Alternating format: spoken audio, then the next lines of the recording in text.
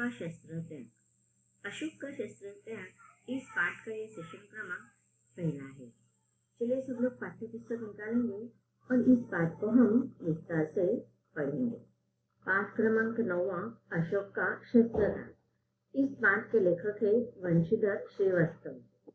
वंशीधर श्रीवास्तव द्वारा रचित एकांकी अशोक का शस्त्र त्याग अहिंसा के पक्ष में अपने कथानक का मार्मिक विकास करती है। अब देखिए यहाँ पर इस एकांकी का सारांश दिया है। अब आप बोलेंगे कि एकांकी का अर्थ क्या होता है। आप लोगों ने नाटक देखे होंगे, नाटक खेले भी होंगे। तो नाटक जो होते हैं वह अलग अलग अंक के होते हैं। जो नाटक एक अंक का होता है उस नाटक को हम एकांकी कहते हैं। अब इस एकांकी में लेखक ने क्या संदेश दिया है कि सम्राट अशोक के द्वारा युद्ध के समय जो उन्होंने शस्त्रों का त्याग किया था और अहिंसा के मार्ग पर उन्होंने जो कदम रखा था उसका वर्णन इस एकांकी में किया गया है। शांति के पक्ष में सक्रिय होने की शिक्षा देती है। कि देखिए जैसे कि हर पाठ का कोई ना कोई सीख या शिक्षा हमें होती है, संदेश हमें होता है। तो इस पाठ में से या इस एकांकी से हमें क्या सीख दिया गया है कि हमें अहिंसा का मार्ग अपनाकर शांति के पक्ष को महत्व देना चाहिए। इसी के साथ इस लिहाज से अगर देखा जाए तो पाठ की उपयोगिता जो है वह अत्यंत उल्लेखनीय है। अभिनय, नाट्य दृश्यों का संयोजन, प्रवाहमयता की दृष्टि से यह पाठ विशिष्ट है। अब हम पाठ को शुरुआत करते हैं। यह एक एकांकी है जो नाटक का ही एक अंश होता है। इसमें अलग अलग दृश्य दिए गए हैं। अलग अलग दृश्य में अलग अलग दृश्य में अलग अलग कथानक की तरफ यहाँ पर बताया गया है। अब देखिए जो एकांकी है आप अपने कक्षा में भी प्रस्तुत कर सकते हैं या फिर आपके स्कूल में, पाठशाला में अगर कोई दिन सेलिब्रेट किया जाता है, कोई दिवस या कोई कार्यक्रम का आयोजन किया जाता है, तो आप क्लास के, कक्षा के अलग अलग छात्रों को इस एकांकी में आए पात्रों का किरदार निभाते हुए आप इस एकांकी को प्रस्तुत कर सकते हैं। अवश्य आपको एकांकी प्रस्तुत करना चाहिए। अब देखिए पहला दृश्य, यहाँ पर जो पात्र है इनके नाम यहाँ पर दिए गए हैं और पात्रों के संवाद यहाँ पर दिए गए हैं और जो ब्रैकेट में दिए जाते हैं वो उनके एक्शन होते हैं कि बोलते समय उन्हें क्या एक्शन करना है। अब पहले दृश्य में जो ब्रैकेट में सबसे पहले दिए हैं पात्रों के संवाद, उससे पहले वह आपका बैकग्राउंड होगा कि किस प्रकार से रंगमंच पर सब सिचुएशन होना चाहिए, रंगमंच पर कौन कौन सी स्थितियां होनी चाहिए, इसका वर्णन यहाँ पर किया है। एक मैदान में मगध के सैनिकों के शिविर लगे हैं। बीच में मगध की पताका फहरा रही है। पताका के पास ही सम्राट अशोक का शिविर है। संध्या बीत चुकी है। आकाश में तारे चमकने लगे हैं। शिविरों में दीपक जल रहे हैं। अपने शिविर में अशोक अकेले टहल रहे हैं। उनके मुख पर चिंता की छाया है। वे कुछ सोचते हुए आसन पर बैठ जाते हैं। अब देखिए यह जो वर्णन है वह युद्ध का जो स्थान होता है वहां पर है। अब अशोक जो है मगध का जो सम्राट है वह कलिंग राज्य को प्राप्त करना चाहता था युद्ध करके, और कलिंग और मगध के इस युद्ध में अर्थात अशोक के कलिंग विजय प्राप्त करने का जो यह युद्ध था वह लगभग 4 वर्ष से चालू था।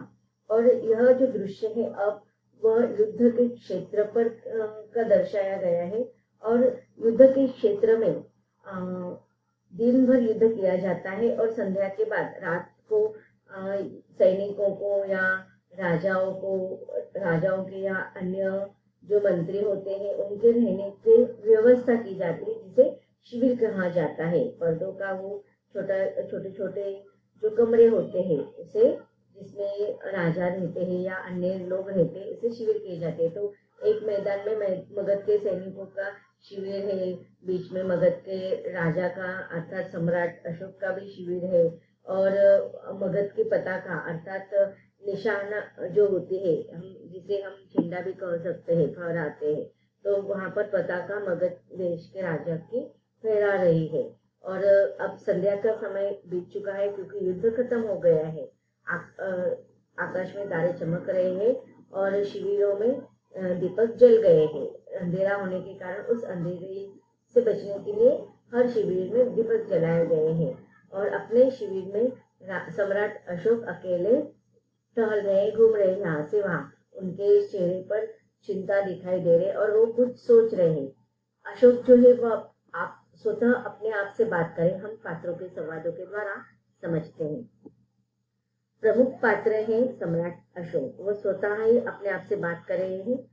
आज 4 साल से युद्ध हो रहा है और कलिंग आज भी जीता नहीं जा सका। दोनों ओर से लाखों आदमी मारे गए हैं, लाखों घायल हुए हैं, पर हम आज भी असफल हैं। क्या होगा इसका परिणाम?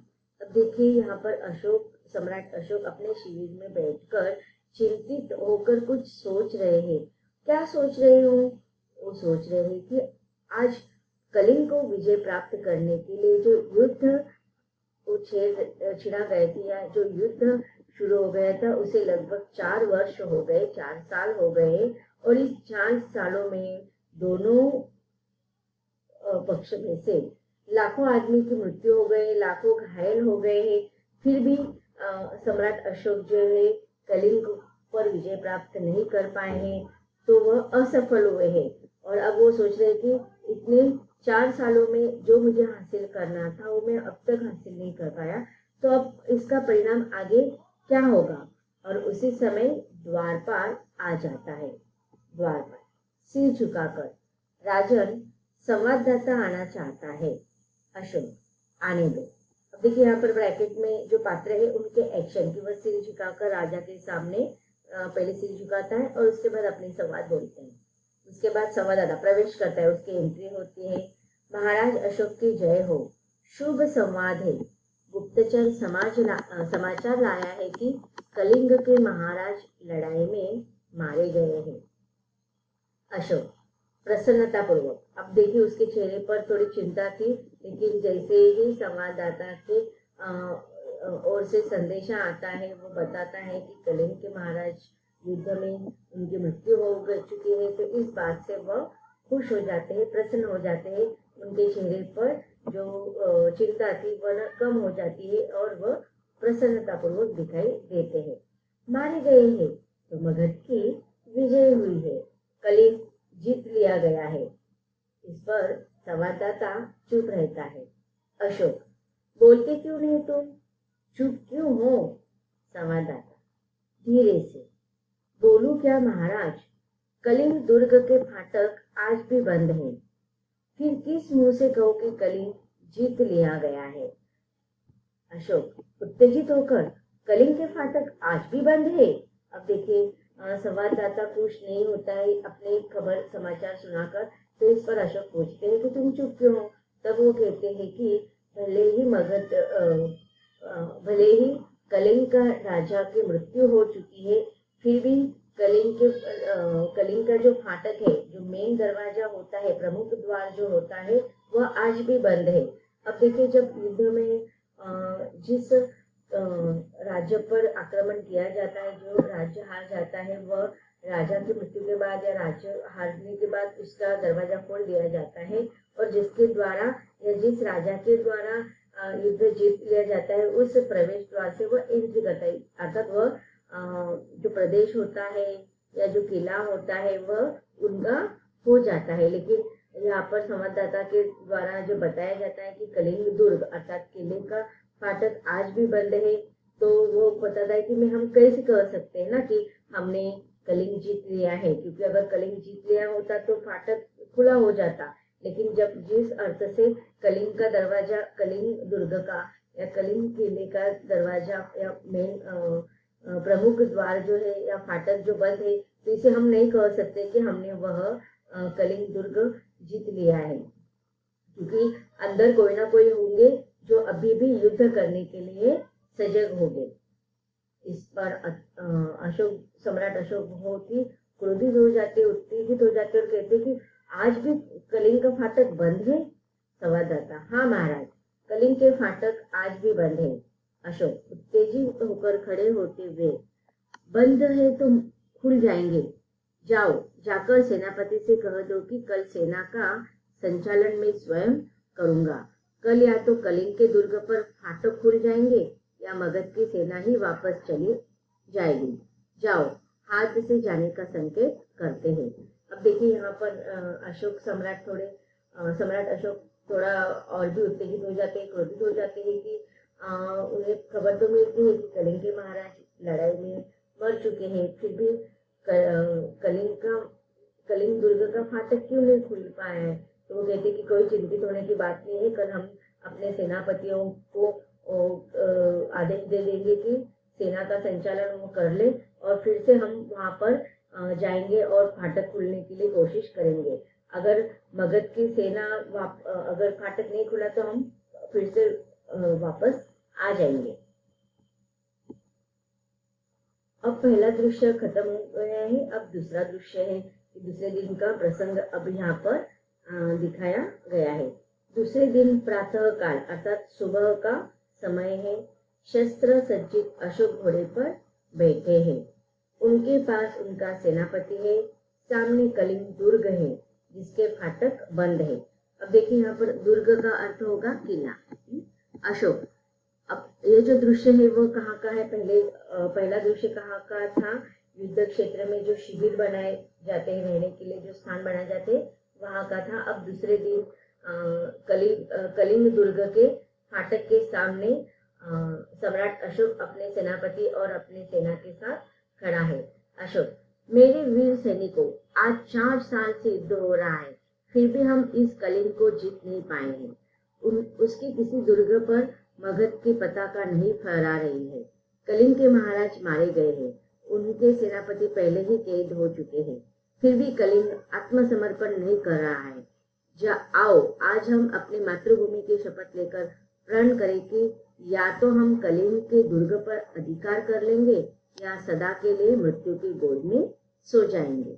अब देखिए यहाँ पर अशोक कलिंग दुर्ग के सामने खड़े होकर अपने सेना को युद्ध के लिए सुसज्जित कर रहे हैं। वह कहते हैं कि मेरे वीर सैनिकों, आज लगभग 4 वर्ष हो गए हम यह युद्ध कर रहे हैं, लेकिन इन 4 वर्षों में हमने कलिंग पर विजय हासिल नहीं किया है, या कलिंग में जितने भी किले हैं, दुर्ग है, उस पर हमने हमारे विजय का पताका नहीं लहराया है, नहीं फहराया है। अब तो कलिंग के महाराजों की मृत्यु भी हो चुकी है, अब उनके सेनापति भी हमारे पास कैद हो चुके हैं, फिर भी कलिंग ने आत्मसमर्पण नहीं किया। अर्थात कलिंग ने अपने आप को हमारे पास खुद आत्मसमर्पण करना मतलब अपने प्राणों का समर्पित करना। तो यहाँ पर वही बात है कि कलिंग का जो दुर्ग है वह अशोक सम्राट के पास अभी भी नहीं था। इसी कारण वह कहते हैं कि कलिंग ने आत्मसमर्पण नहीं किया है, और फिर वह अपने वीर सैनिकों को मातृभूमि को शपथ लेकर प्रण करने के लिए कहते हैं कि कलिंग दुर्ग पर हम अधिकार कर लेंगे या फिर हमारी या चाहे हम तो मृत्यु पर जाएंगे या फिर दुर्ग को हम हमारे विजय हासिल कर लेंगे। सब सैनिक तलवार खींचकर मगध की जय, सम्राट अशोक की जय, ऐसे कहते हुए आगे बढ़ते हैं। तो बच्चों, क्या सम्राट अशोक, उसके सेनापति और उसके वीर सैनिक कलिंग दुर्ग का फाटक खोल पाएंगे या नहीं, उसको हम पढ़ेंगे। इसके बारे में विस्तार से जानकारी हासिल करेंगे, लेकिन इसके अगले सेशन में। धन्यवाद।